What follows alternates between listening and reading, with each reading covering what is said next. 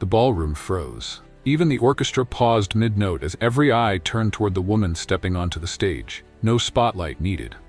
She was already glowing. Her dress shimmered like liquid champagne, but it wasn't the gown or the diamonds that silenced the whispers. It was what she held in her hand, a signed document that would change lives, expose lies, and rewrite every headline that ever mocked her. Amelia Stone had once been the punchline, the gold digger, the too young trophy wife. But tonight, even her harshest critics rose to their feet. The retired CEO at her side, Edward Langford, gently squeezed her hand, his once withered frame standing proud again. And as she raised her voice, clear and confident, no one dared laugh anymore. But to understand how Amelia got here, how a 32-year-old woman became the woman who silenced billionaires and built something bigger than scandal, we have to go back. Back to the stairs, the cruel headlines, and the single choice that changed everything. In today's story, you'll uncover why Amelia's marriage to Edward Langford, a 68-year-old retired CEO, sparked outrage, the betrayal that almost tore them apart, the twist she unveiled at the most powerful gala of the year, and how she turned mockery into a movement. Pay close attention. There's a brief quiz at the end, asking, how many times did you hear the name Amelia Stone? It's just for fun. Get it right within 7 days for a chance at our shoutout post. Watching late? Answer anyway, we might still surprise you. But before we dive in, do us a favor. Drop a comment, hit like, subscribe now, and turn on the bell for more jaw-dropping, true-to-life transformations like this one. Now let's rewind.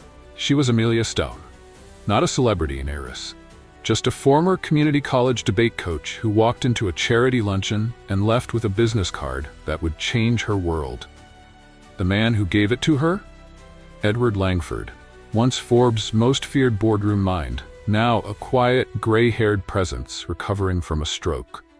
Amelia never planned to fall in love with someone 4 decades older, and certainly not someone with 3 adult children, a sharp-tongued ex-wife, and a reputation that still echoed through every corner of Wall Street. But when Edward looked at her, he didn't see age. He saw courage. And when she held his hand during therapy, helped him speak again, and laughed at his slow, dry jokes, something real began to bloom. That's when the world began to turn.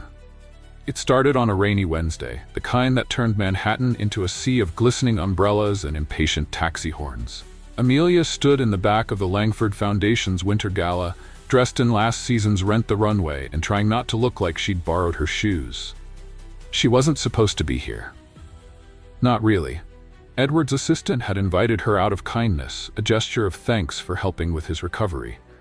But Edward had insisted she sit at his table, front row, center stage.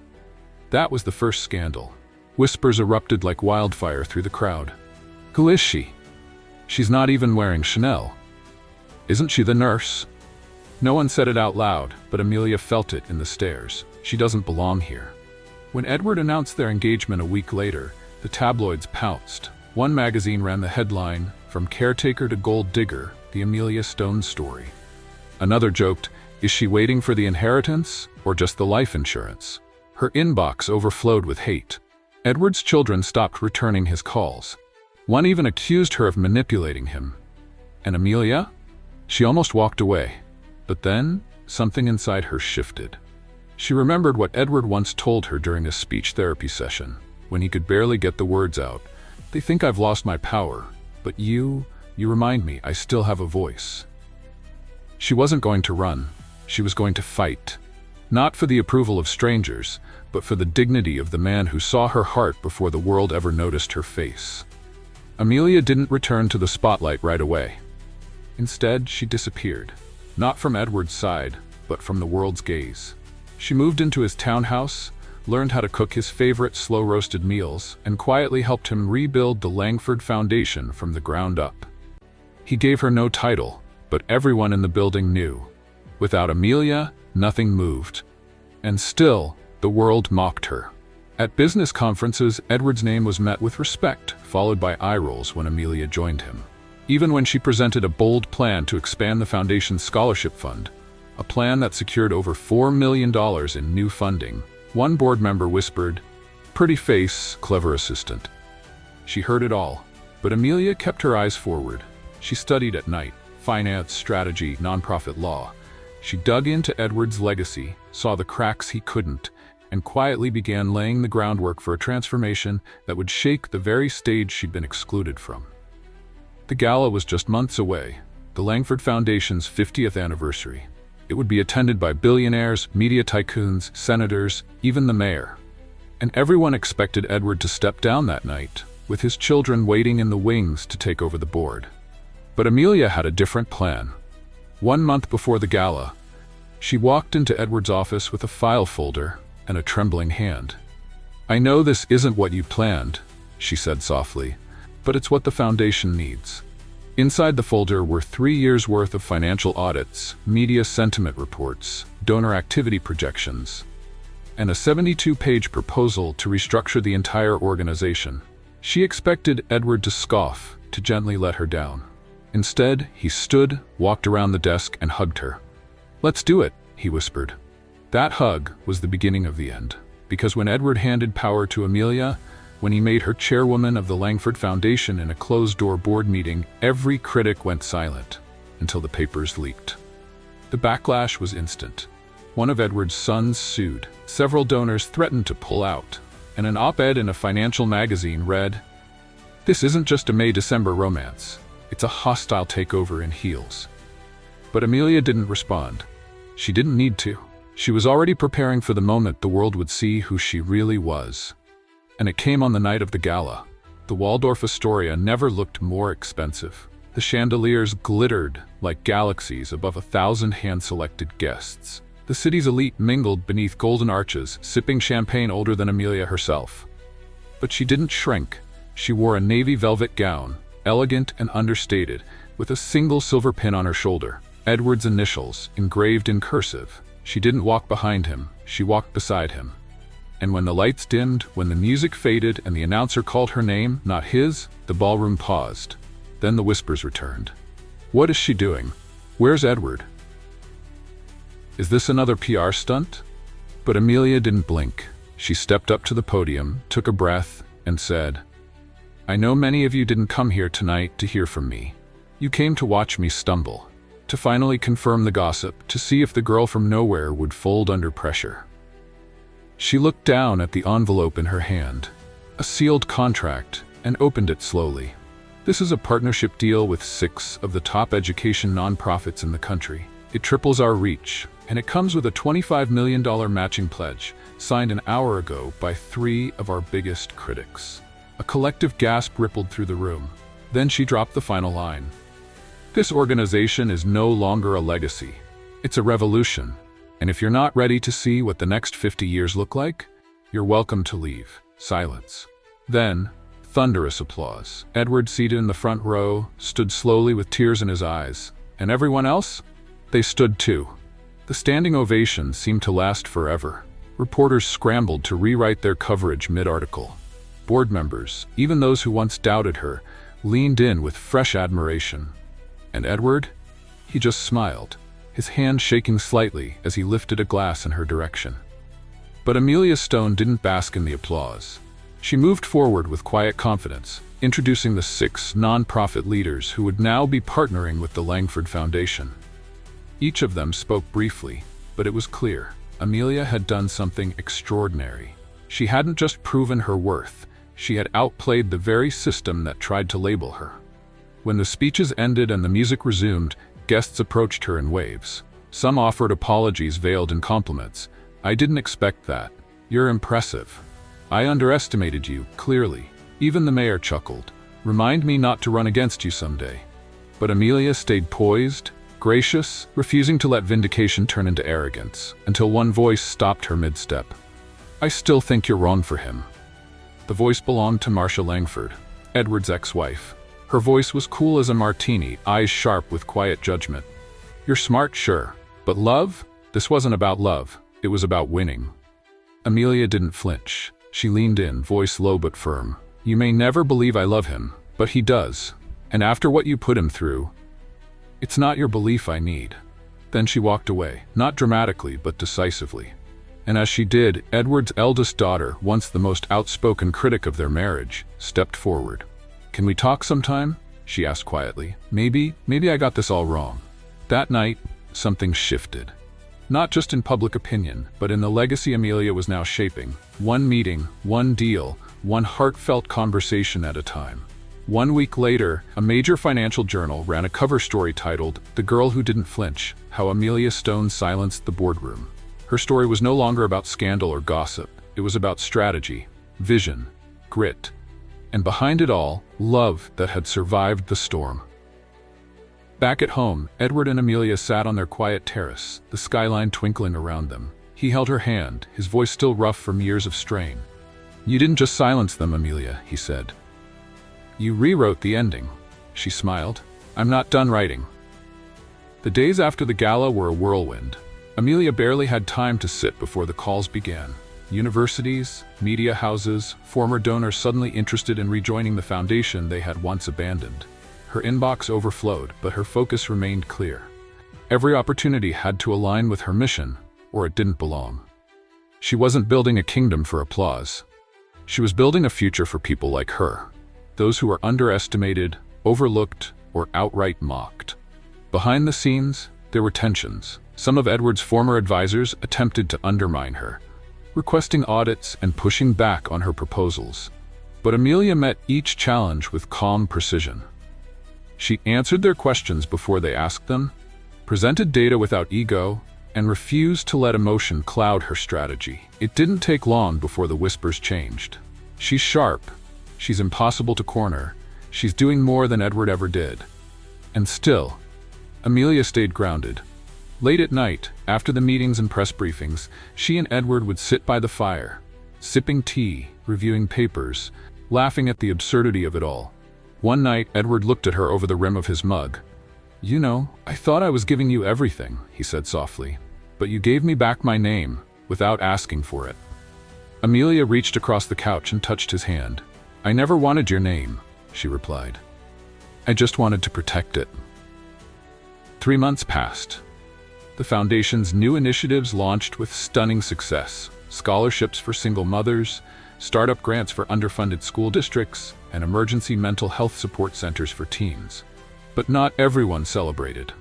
At a donor summit in Chicago, a journalist tried to corner Amelia with a sharp question during a live Q&A. "Do you really think a woman who married into wealth can understand the struggles of the people she's trying to help?" The room held its breath. Amelia paused, then said, "I didn't marry into wealth. I married into resilience. And resilience doesn't come with a trust fund. It comes from being told you don't belong, and showing up anyway." The audience broke into applause. Later, someone sent her a clip of the moment. It went viral overnight. Amelia Stone trended for 3 days. But she didn't watch it. She was too busy working. One evening, as snow blanketed their brownstone and the fireplace crackled, Edward sat Amelia down with a small velvet box in his hands. "I know we're already married," he said with a grin, "but I never gave you this properly." Inside was a custom ring, a single emerald surrounded by diamonds, but etched inside the band were the words, "She didn't flinch." Amelia's eyes welled up. "I don't need a ring to remember," she whispered. Edward smiled. "Then wear it so they don't forget." Spring arrived with headlines in bloom. Magazines called it the Amelia Effect. Influential figures, including other powerful CEOs' wives, began referencing her speeches. Podcasts invited her weekly. Ivy League schools requested commencement addresses. But Amelia Stone remained unchanged. She still kept a handwritten planner. She still visited Edward's old therapist with him every Tuesday. And once a month, she returned to the tiny community college where she used to coach debate, not for recognition, but to mentor the young women who sat where she once had, wondering if they'd ever be taken seriously. Still, shadows lingered. Edward's youngest son, Mason, had grown quiet. Too quiet. Unlike his siblings, he hadn't softened. While the lawsuit over the foundation's succession had quietly been dropped, Mason kept his distance, sending the occasional clipped email, never attending events. Edward noticed. "You think I failed him?" he asked Amelia one night, his voice heavier than usual. Amelia took a long breath. "No," she said, "but I think he needed you in a different way. And I think I might be part of what made that hard." Edward nodded slowly. "I don't regret marrying you." She touched his face gently. "Neither do I. But maybe it's time we stopped waiting for him to come around and go to him instead. The following Sunday, Amelia and Edward showed up unannounced at Mason's design studio. The receptionist nearly spilled her coffee. "We're not here to cause a scene," Amelia whispered. "Just tell him his father wants 5 minutes." It took 20, but Mason came down. He looked leaner than Amelia remembered, not thinner, just worn. The stiffness in his expression wasn't anger anymore. It was grief dressed as resentment. "I didn't ask for a meeting," he said. Edward stepped forward. "I know." There was silence. Then Amelia spoke. "Your father's getting older, Mason, and I know you hate how things went down, but you're still his son. He still wants you near." Mason's jaw clenched. "I didn't need a Gala to feel forgotten." Edward's hand trembled on his cane. "I forgot how to listen," he said. "Before I met Amelia, I stopped listening to everyone, especially you." Something cracked in Mason's stare. Just briefly, Amelia stepped back, giving them space. They spoke for over an hour. She didn't catch all the words, but when Edward emerged with his hand on Mason's shoulder and Mason nodded once at her in quiet acknowledgement, she knew something had changed. Healing wouldn't be instant, but it had started. Back at home, Amelia lit a candle and sat by the window. She wasn't thinking about headlines or donations or interviews. She was thinking about what it cost to carry someone else's legacy while building your own. And she was proud, not of the praise, but of the choices. She had been mocked, labeled, dismissed, but she never folded. She stood up when it mattered. She spoke when silence was expected. And at the gala, when the world expected a trophy wife, she gave them a titan. The following month brought an unexpected envelope. Thick, ivory-colored, hand-delivered by courier. Inside was an invitation, not just to attend, but to keynote the Global Leadership Forum in D.C. It was the kind of event reserved for former presidents, heads of state, and Fortune 50 legends. And now, Amelia Stone. Edward read the letter first. His hands shook as he held it out to her. "You've officially outpaced me," he said, his eyes twinkling. Amelia smiled, but didn't answer immediately. She sat with it, her fingers gently brushing the gold-embossed seal. It wasn't about the title. It never had been. It was about the room. The room she wasn't supposed to be in. The room they said she didn't belong in. And now, the stage was hers. 2 weeks later, she stood behind the same podium where giants once spoke. Cameras flashed. Delegates from 50 countries leaned in. Her name was etched onto the sleek digital display behind her in bold letters. Amelia Stone, Chairwoman, Langford Foundation. She adjusted the mic, looked straight into the crowd. 10 years ago, I was mocked for marrying a man twice my age. They said I wanted his money, that I was after a shortcut. But love isn't a shortcut. And legacy isn't something you inherit. It's something you build, one hard choice at a time. The hall was silent. Amelia continued. "I didn't marry a CEO.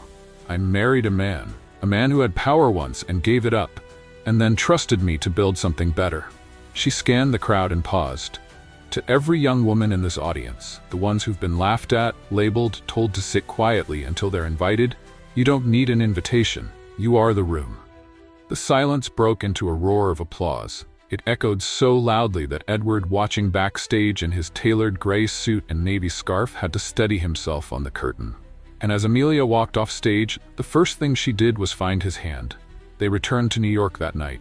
No gala, no cameras, just soup, pajamas, and a cozy fire. Edward rested his head on her shoulder. "You've done it, Amelia." She kissed the top of his head. "No," she whispered. "We did." And for the first time in a long time, the city outside their window felt still, as if it too was pausing to recognize the girl they once mocked. Now the woman who rewrote the ending. Sometimes the loudest thing you can do is stand still while the world laughs, and then walk forward anyway. Amelia didn't chase validation. She didn't scream for respect. She earned it through quiet resolve, unwavering love, and the kind of dignity that outlasts gossip. And maybe that's the kind of strength we all need. The strength to believe in who we are, long before anyone else does. If this story moved you, comment below what moment hit you the hardest and answer the quiz at the end. Get it right within 7 days for a chance at our shoutout post. Watching late? Answer anyway. We might still surprise you. And if you love this kind of emotional story, the next one is already waiting for you. Click the video that will show on your screen soon. We'll meet you there. Don't forget to like, comment, subscribe, and turn on the bell so you never miss what happens next. Quiz. How many times did you hear the name Amelia Stone?